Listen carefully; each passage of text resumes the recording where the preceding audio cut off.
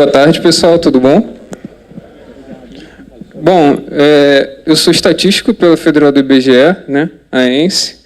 Eu acho que algumas pessoas aqui podem me conhecer do WhatsApp, Telegram. Eu sou muito ativo, né, nas redes sociais, no LinkedIn.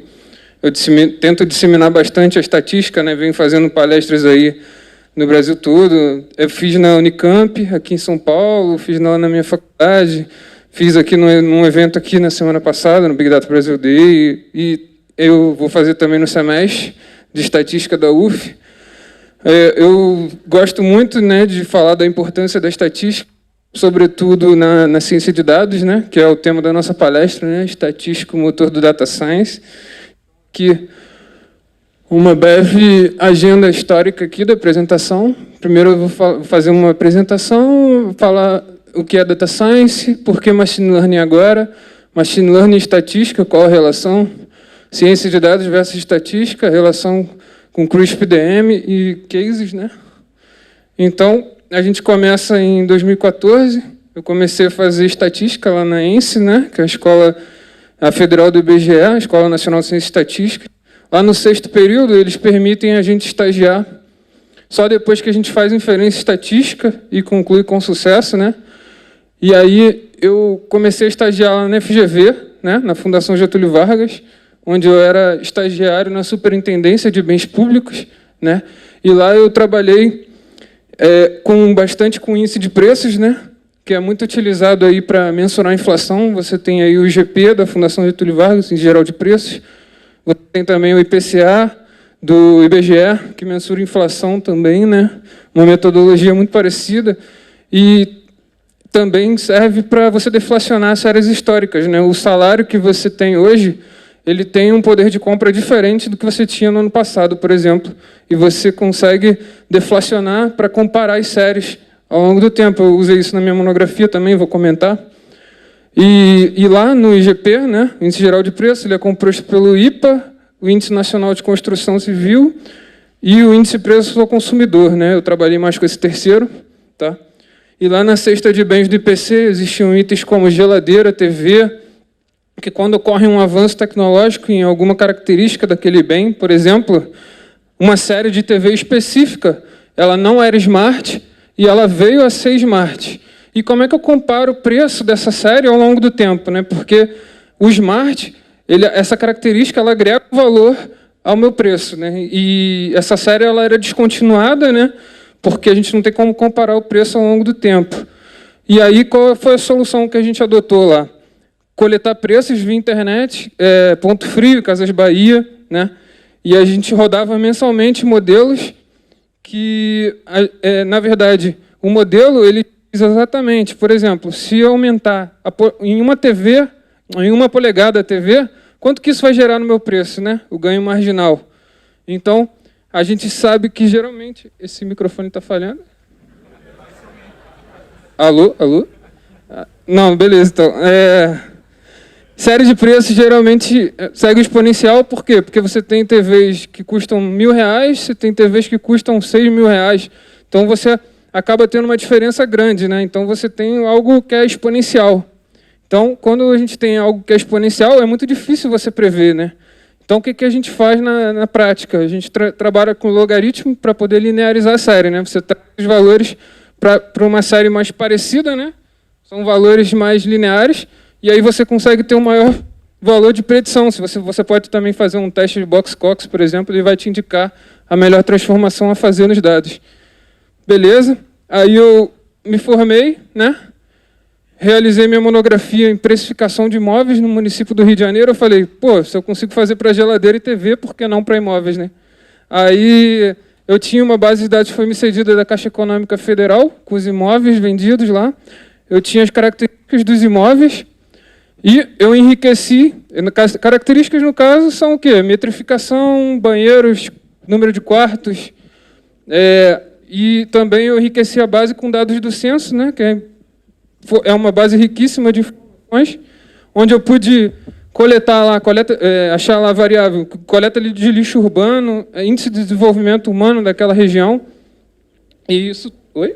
Ah, beleza. Opa! E isso foi bastante importante para poder fazer essa estimação. No caso, eu queria saber quais características mais influenciavam no preço, né?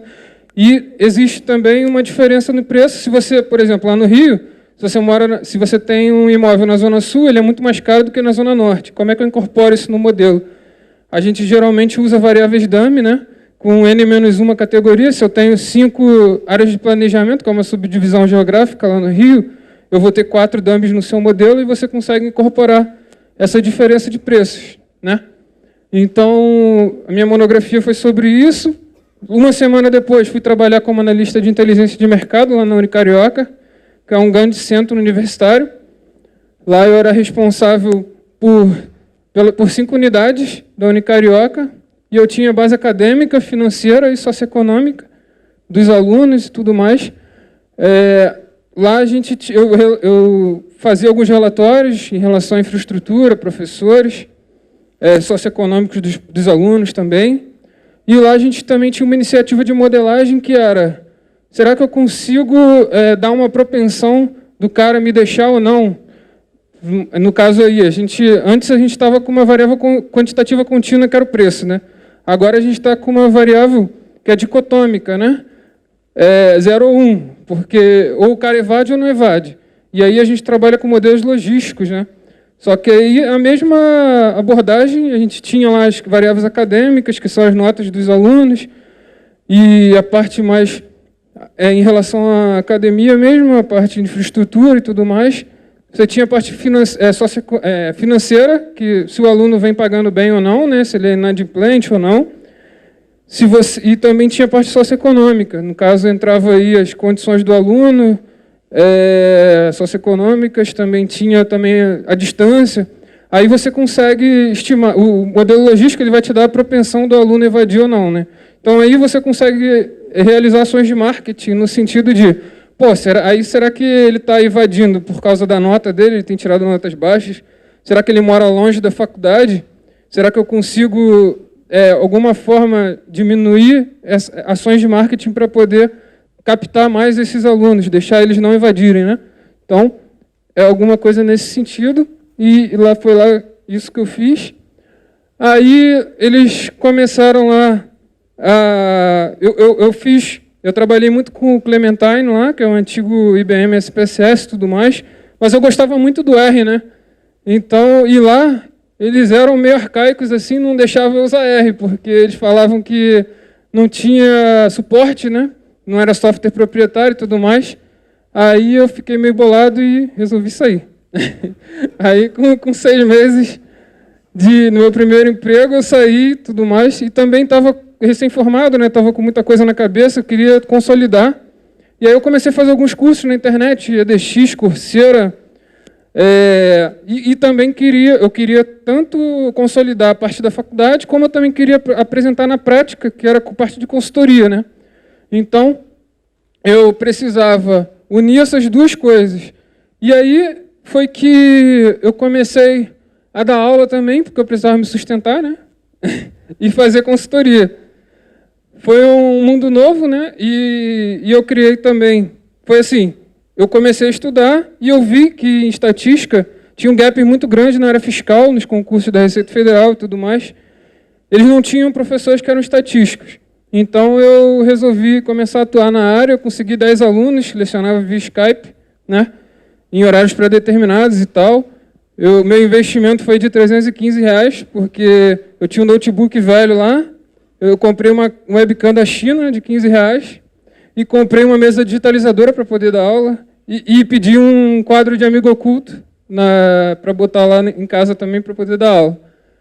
Aí, com isso, eu vi necessidade de criar o canal no YouTube para poder ajudar essas pessoas que eu ajudava na Receita Federal, né? E aí eu só resolvi a questão lá. Beleza. Só resolvi a questão, e aí, um belo dia, o Supremacia Concursos, ele viu o valor no meu trabalho, me chamou, e aí eu gravei um curso, né? Botei minha cara a tapa, a primeira vez ali dando aula, eu num estúdio, eu e a câmera só. E aí eu tive que gravar em 2 dias, porque eu tinha passado um processo seletivo para a EY, que é uma multinacional holandesa de consultoria e auditoria, né? E nisso, eles não me repassaram 2 aulas, o curso veio a falir. a parte de regressão linear e teste de hipótese eles não me repassaram. Eu falei, pô, beleza, como é que eu comercializo isso aqui incompleto? Aí eu vou jogar no YouTube, né? Aí joguei no YouTube. Foi quando o canal deu picos de audiência, né? Eu vi cursos que eu nem imaginava que tinha estatística, administração, contabilidade. A galera mandando depoimento, falando que ajudou na faculdade e tudo mais. E aí, na UI, eu trabalhei num projeto lá de Big Data e tal, conheci mais essa parte de Data Science, e aí eu trouxe isso para o canal, né? Só que aí eu não sou unicórnio, né, galera? Então, tinha que trazer a galera que entende da infraestrutura também, tinha o David Braga, aí chamei a Adriana Silva, chamei os nomes muito fortes para o canal, vou falar um pouco mais à frente. Aí eu também, lá na UI, era um negócio meio James Bond, porque eu trabalhava com dados que eram sigilosos, né? Então eu subia assim no elevador, ia andando, entrava numa sala, a primeira coisa que eu me deparava assim, tinha um papel escrito, você não pode usar celular, você não pode usar celular e você está sendo filmado. Eu falei, caraca, ferrou, estou no Big Brother. Pô, como assim, cara? Não pode usar internet, não pode usar... Eu falei, cara, como assim? Vou programar como? E Stack Overflow, como é que alguém programa sem Stack Overflow? Fala pra mim. Não tem como, não. Aí, beleza, foi quando eu conheci mais o Elefantinho, né, o Hadoop, e o Spark também tinha lá. E a gente tinha algumas iniciativas de identificar fraude. Eles acreditavam que quando o hospital estava mais vazio, será que eles não colocavam mais remédio nos pacientes, deixavam os pacientes mais tempo internados para ganhar em cima disso? É horrível pensar, né? Mas é fraude. E a ideia lá era isso, e também tinha algumas iniciativas de modelagem, que do momento que o cara aciona a seguradora, será que eu consigo prever o quanto que ele vai gastar na internação, o quanto que ele vai gastar de remédio também?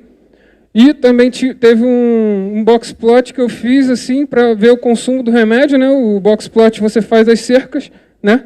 Aí, se passar da cerca, tanto para cima quanto para baixo, significa que você tem que ir lá auditar, por exemplo, para ver se o consumo realmente está sendo atípico ou não, né?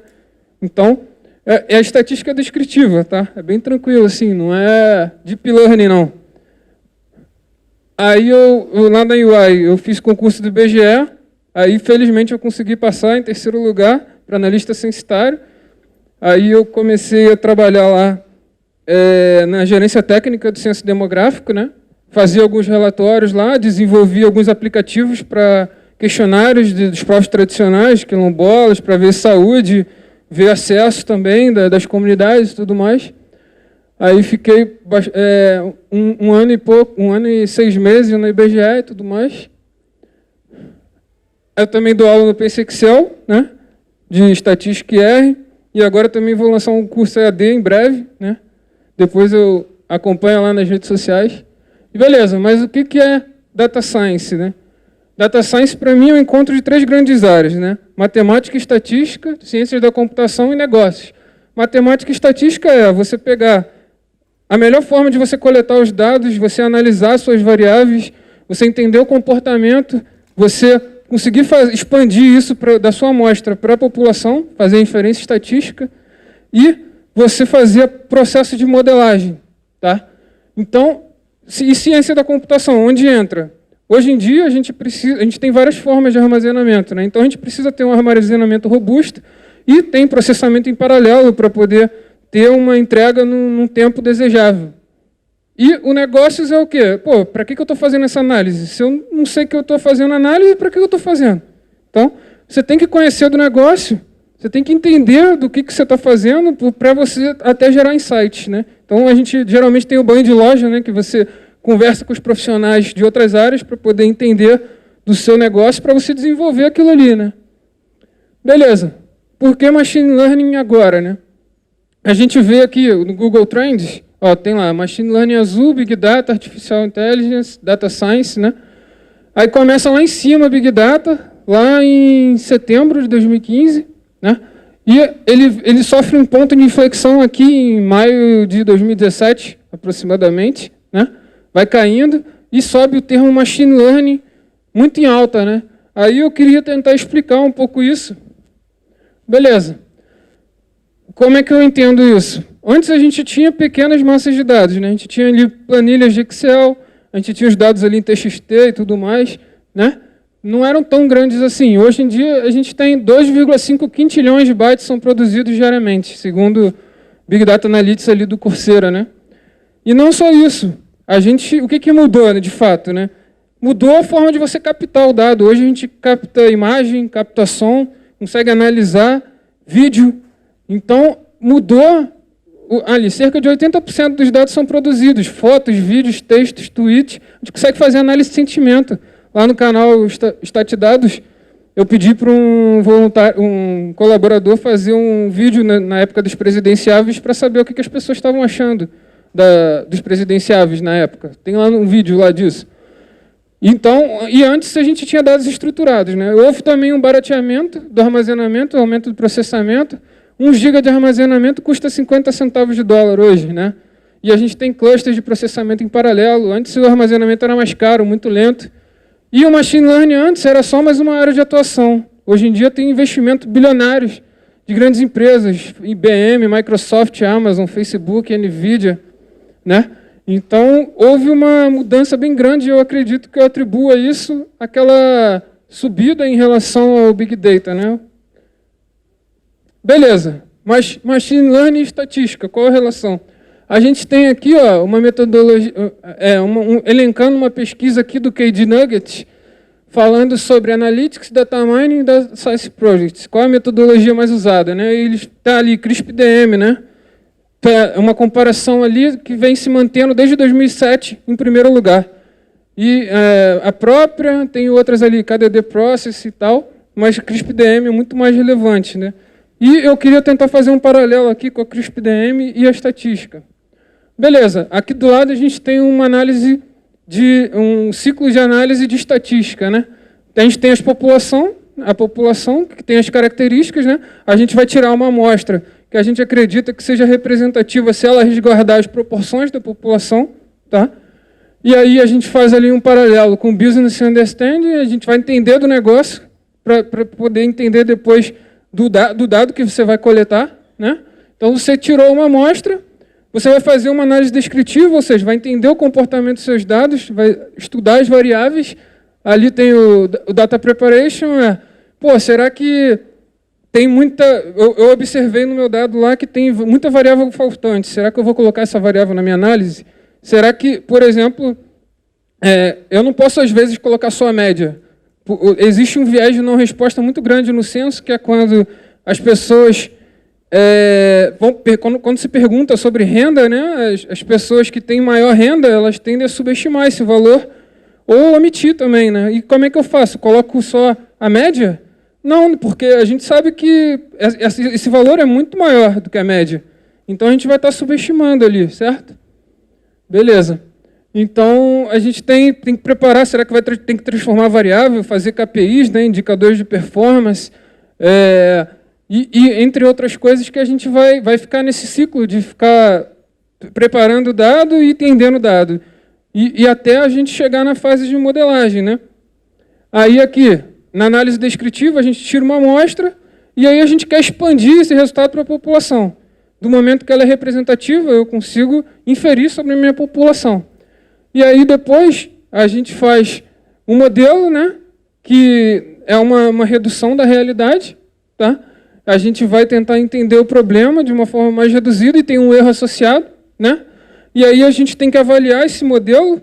Como é que eu avalio esse modelo? Quais são as métricas, né? Se eu vou usar MAP, BIC, qual feature que eu vou usar para mensurar esse modelo, né? Recall, Precision. E aí o deployment, como é que eu vou fazer para colocar isso em produção, né? Será que eu vou botar na nuvem? Será que eu vou fazer um dashboard que vou variando os parâmetros? À medida que os dados vão chegando, eu vou criando esse modelo e vendo se está ajustado ou não, né? Então, é mais ou menos por aí. E aí, um pouco repetitivo, mas o que eu quero resolver, né? O problema, qual o tamanho desse problema, onde estão as informações, quais as análises e hipóteses eu quero testar, como tratar os dados, qual o algoritmo que eu vou utilizar, né? Como eu já falei, qual o resultado obtido na avaliação, como é que eu implemento, não é isso? Beleza? Aí aqui tem as top habilidades dos data science. E aí a gente vê a importância da estatística quando a gente aponta aqui, esse negócio aqui está aqui. Quando a gente aponta aqui, ó, os 3 mais aqui, tem estatística, análise e machine learning, ou seja, os 3 tem estatística aqui envolvida. Então só aqui a gente já consegue ver a importância da estatística, né, na ciência de dados. E aí tem outras coisas, visualização, AI, deep learning, NLP, mas a estatística está presente em todo o ciclo da ciência de dados e ela é muito importante, ela refina a sua análise, tá? Não dá para você fazer auto-machine learning, tá? Eu sou crítico em relação a isso porque a gente tem que entender o que está fazendo. Se der errado, como é que eu conserto? Se der heterocedástico, como é que eu sei que eu tenho que transformar a variável, fazer um box cox? Então eu tenho que entender estatística, entendeu? Para poder refinar a minha análise. Não dá para botar lá no piloto automático e gerar um resultado e que eu não sei interpretar. Entendeu? Tem que estar entendendo o que está na situação. E aqui, eu acho um paradoxo, né? Porque a gente está vendo aqui que a estatística é tão importante na ciência de dados e a gente vê ali que a comparação de 2004 até o momento que a estatística ela começou lá em cima, tudo mais, aí a ciência de dados ela foi crescendo exponencialmente e a estatística ela foi decaindo e foi se mantendo constante, ou seja, tem algo errado na situação. Essa curvinha aqui, ela tinha que encostar naquela ali, né? Então, eu queria perguntar aqui se alguém é ateu aí? Ateu? Aceita Jesus ou aceita Gauss, então? Vamos fazer uma reza aqui para aquela curvinha ali encontrar aquela ali. Vamos lá. Vamos comigo aí. Um momento de fé aqui para os desprovidos de fé estatística, por favor. Vamos lá. Gauss nosso, que está no céu, junto ao Fischer, perdoar e achar causalidade em todas as nossas correlações. E os box plots nossos de cada dia, identificar os outliers. Amém. Não, calma aí, não acabou não, calma aí. Vamos rir um pouquinho. Então, se quer estudar ML estatística, pois sim. Pero não tienes fundamento de estatística e matemática, pois não. Aí não dá, né? Aí a gente tem um hambúrguerzinho, né? Pô, o cara enfiando uma espada no hambúrguer, pra quê? Bota uma faquinha, bota uma estatística descritiva, não precisa de machine learning. Bota um box plot ali, não lembra ali do consumo? Para que eu ia fazer um deep learning se eu consigo identificar o consumo atípico com uma estatística descritiva? Não tem nada de preditivo ali. Vamos fazer o simples, né? E aí, you can't make such generalized statistical assertions based on such limited sample size. In my opinion, everything Gaussian distributed. Then you are lost. É isso aí, né? Nem tudo é bonitinho que não é normal, né? Bem comportado que nem o anormal. Aí, isso aqui é o meu canal de estatística, atuária e ciência de dados, que na verdade é meu, mas é de todos vocês, tá? Porque é gratuito e está lá no YouTube. A gente tem aqui o voluntário do projeto, que é o Norberto, lá, que ele acabou de apresentar aqui um robozinho dele, né? Ele ajuda pra caramba lá com a esposa dele, ela que fez essa arte aqui também. E a gente tem mais de 7.500 inscritos hoje, tem mais de 260 vídeos, mais de 30 professores colaboradores, né? Tem mais de, se eu não me engano, 12 apoiadores, tem mais de 13 voluntários, se eu não me engano. E a gente tem machine learning, web scraping, blockchain, estatística, big data, chatbots. Algumas coisas aqui a gente ainda vai implementar, mas a maioria a gente tem aqui. Hadoop, Python, IoT, R, a gente tem análise de sentimento, a gente tem redes neurais. Cara, é muita coisa, tem um mundo ali, tem várias faculdades ali dentro.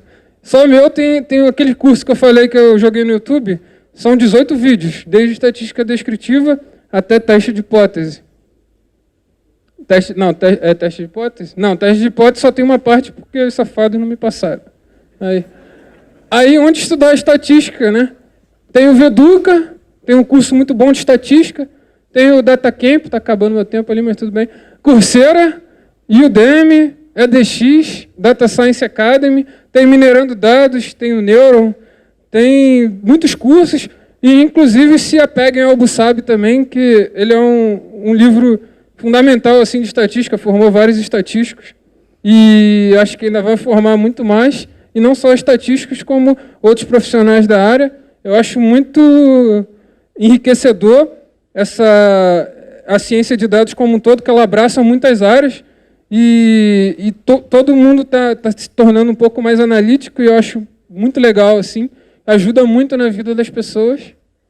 E aí eu queria terminar aqui essa apresentação falando para vocês que eu fiz com capricho. E capricho, segundo a definição de Mário Sérgio Cortella, que é um filósofo da USP, que muito sábio, assim, que só de ouvir ele falar, você já fala um pouco melhor, entendeu? É bem intelectual, fala de assuntos muito interessantes. E é você fazer o seu melhor na condição que você tem, enquanto não tem condições de fazer melhor ainda. Repita, capricho é você fazer o seu melhor na condição que você tem, enquanto não tem condições de fazer melhor ainda. Então aqui estão os meus contatos, eu sou muito ativo no LinkedIn, tem ali o Instagram, tem o WhatsApp. WhatsApp, assim, a minha mulher me perturba assim, mas tô nem aí. Pode ligar, pode mandar mensagem, fica à vontade. Muito obrigado.